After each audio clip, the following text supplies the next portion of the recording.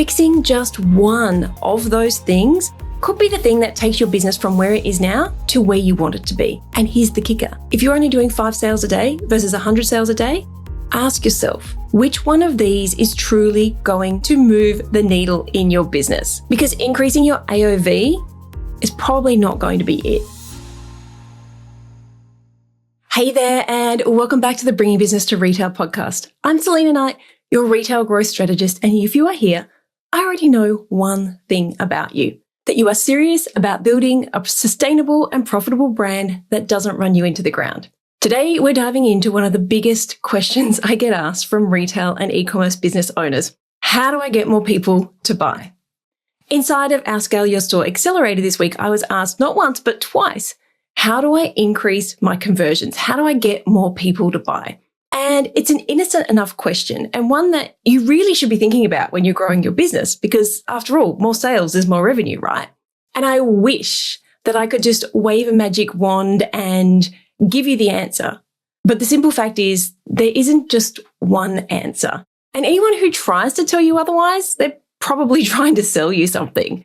But don't worry, I've got you. Because when I do an audit of a business, I don't just look at one thing. I dig into where the biggest gaps are. And let me tell you, most of the time, it's not that you need more customers. I mean, you do need to be filling up your customer funnel, but a lot of the times we can get more of our existing people to buy. So grab your coffee, your notebook, or just pop in those earbuds if you are packing orders or going for a run or for a walk, and let's jump into how you can get more people to buy. When people say that they just need more people to find their store, my first response is, but do you? Because here's the thing. If your store isn't already converting the traffic that you have, whether it is people coming to your website or people coming to your bricks and mortar store, throwing more people at the store isn't going to fix the problem. In one of my recent coaching calls, we ran through the numbers, and when we tweaked conversion rates just slightly, the extra revenue that came in far outpaced what getting new customers would have done for that business. Think about it. If only 1 out of every 100 people are buying, if you have a 1% conversion rate online, what if you could tweak a few things and get 3 people out of 100 to buy instead? That is literally tripling your revenue without spending a single extra dollar on ads or influencers or affiliates. So before you start spending more money, let's fix what is happening inside of your business first. When people work with us inside of our 5X program, I offer a money-back guarantee. Now, this is tens of thousands of dollars that I personally have to put on the line. And the people that we work with often make their investment back through an increase in revenue, but other times we save them that amount. Usually it's a combination of both. And the truth is most retail and e-commerce businesses can easily make more money if they look at where the bottleneck is. So if you're getting traffic, but you're not getting any sales, then simply spending the time to analyze why something isn't working as well as it could be, tweaking it and testing it will improve your results, and it will make or save you money. But what I see is store owners trying to take what they think is the easy way out, generally trying to pay someone to fix the problem. But what they're actually paying for is their ignorance or their lack of knowledge, or it's just ego. And whilst they might see an improvement in the short term, because pumping more cash into something is generally going to make the results look a little bit better in the short term. If you're giving an ads agency more money, sure, you might get more conversions, but at what cost? And so inevitably what ends up happening is all of this comes crashing down, and the owner or the founder gets bitter and twisted and assumes that all agencies, coaches, experts, whatever it was that they invested in, all of those are a waste of money.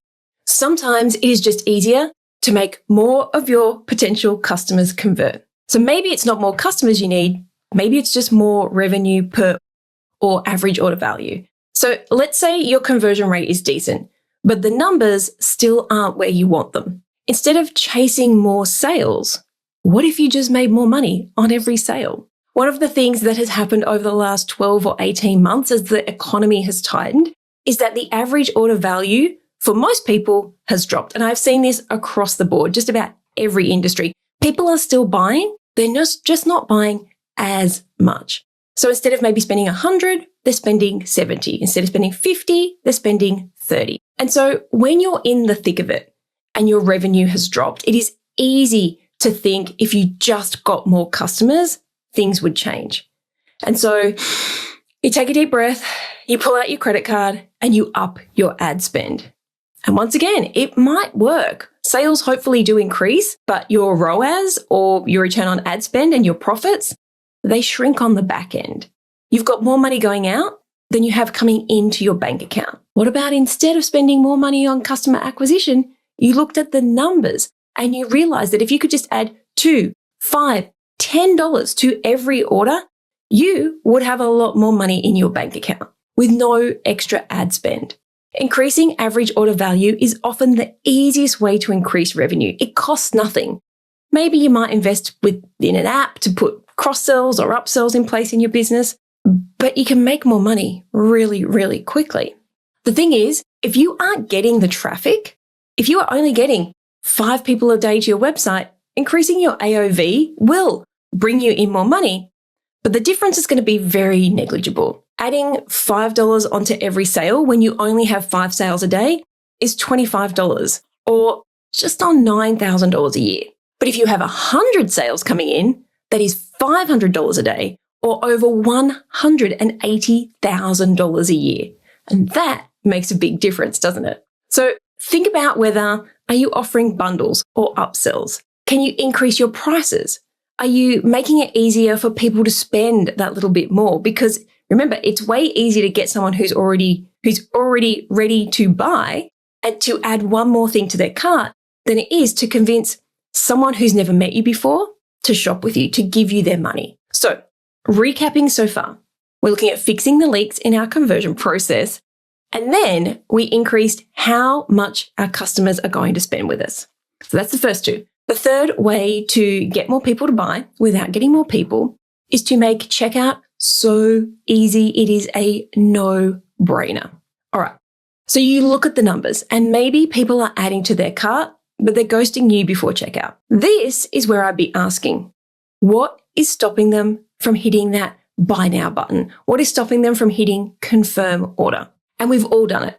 We browse, we add to cart, and then something distracts us. The dog barks, a text comes in, you have to get up and find your wallet, and all of a sudden that thing that you were about to buy just isn't that urgent anymore.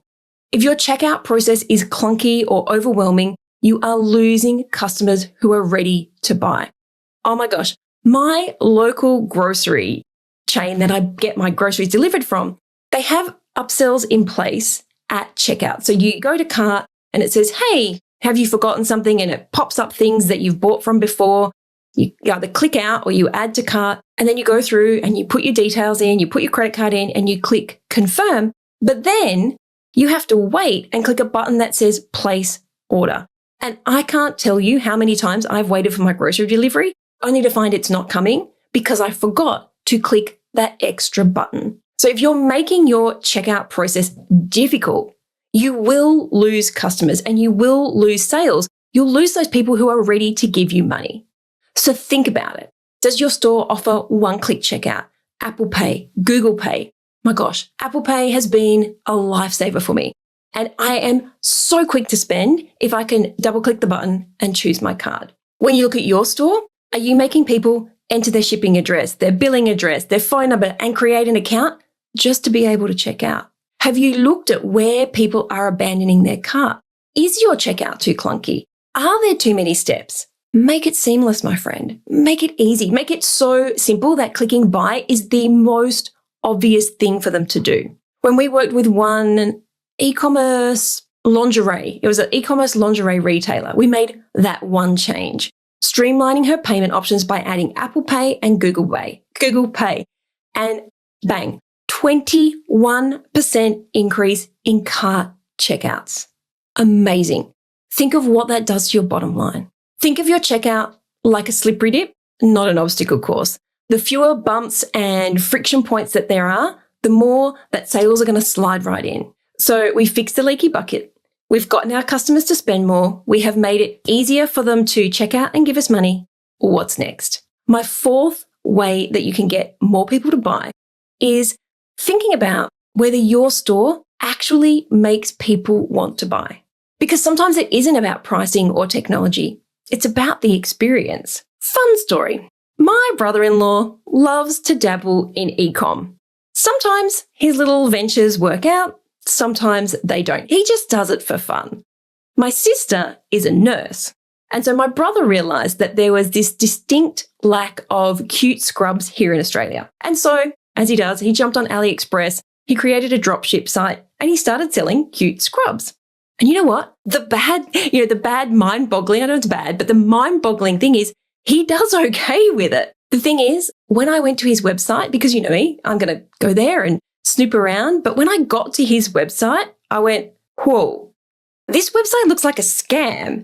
The pictures are clearly off AliExpress or Temu or something like that, which means even if this isn't a scam site, the products are probably going to be cheap Chinese crap that will probably fall apart in the wash.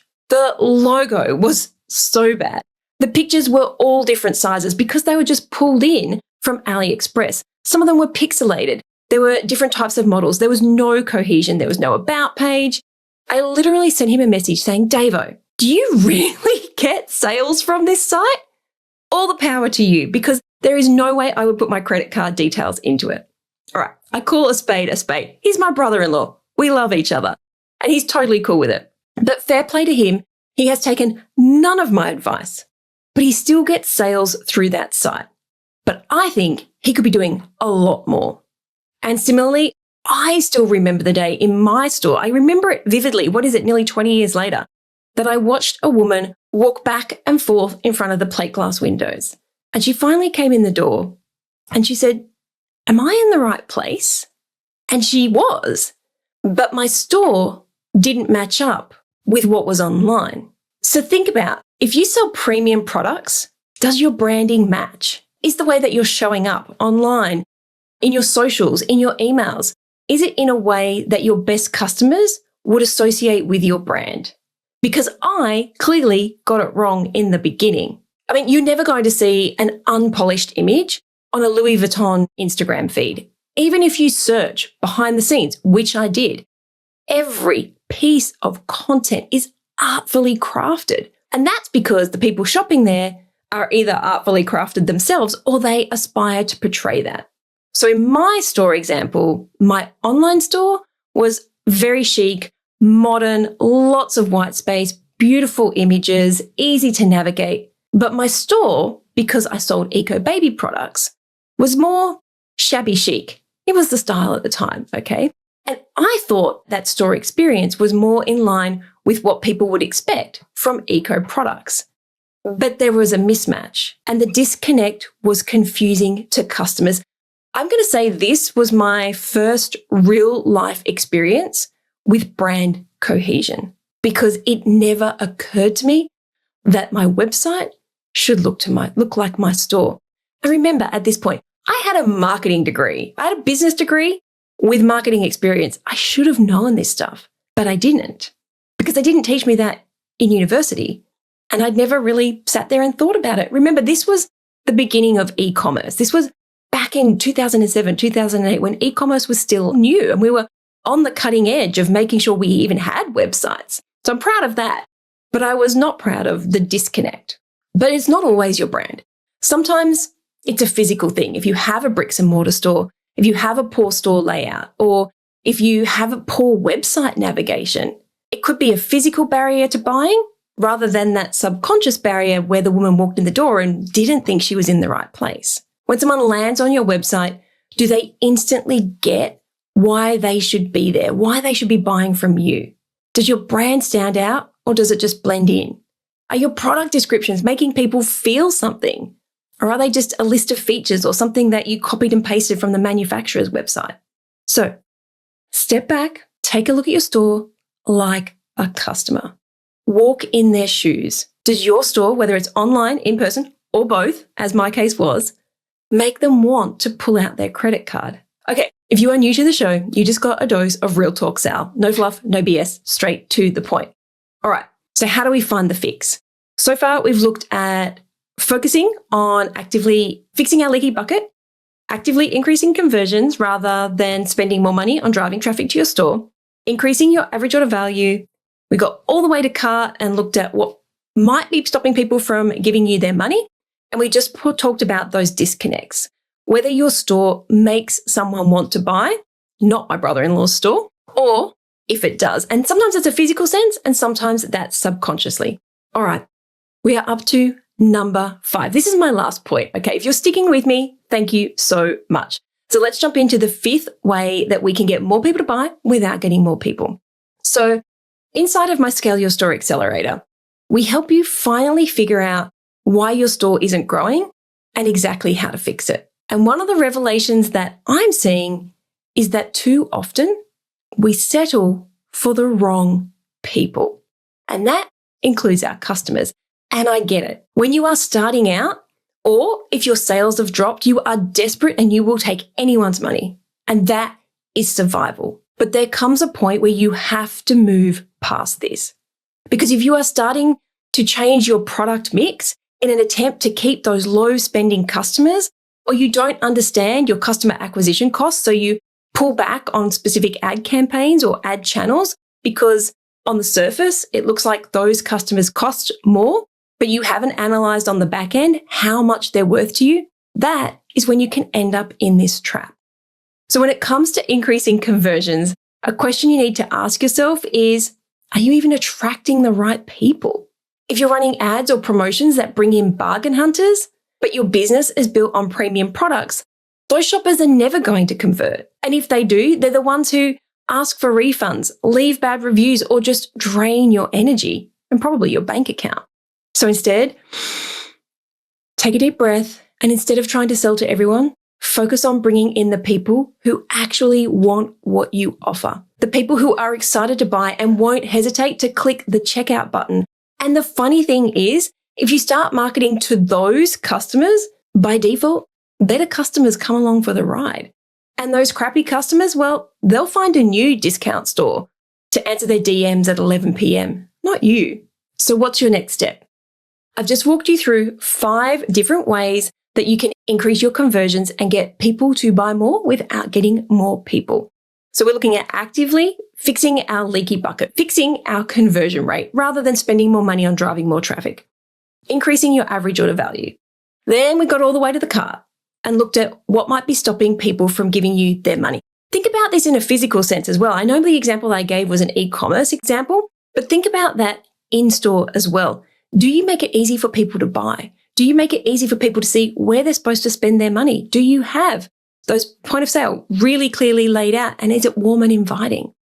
We talked about disconnects, whether your store makes someone want to buy, either in a physical sense or subconsciously. And lastly, focusing on those better quality customers. I call them your customer royalty, the ones that bring in the 80% of your revenue, rather than the discount hunters who are going to take up your bandwidth and give you pennies in return.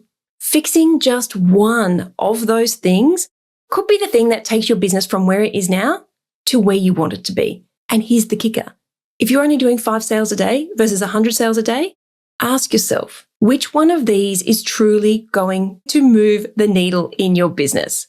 Because increasing your AOV is probably not going to be it. Maybe the answer is yes. Maybe the $25 a day is what your business needs. But if you're looking to grow, the answer is probably no. At different stages in business, what's holding you back changes. And in the beginning, it's generally volume. You need to put more effort in to get more people to know that you exist. And as you grow, profit might be your sticking point.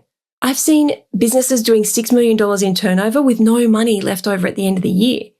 Getting more customers isn't that company's sticking point. It's access to cash. And so this is where so many people come undone.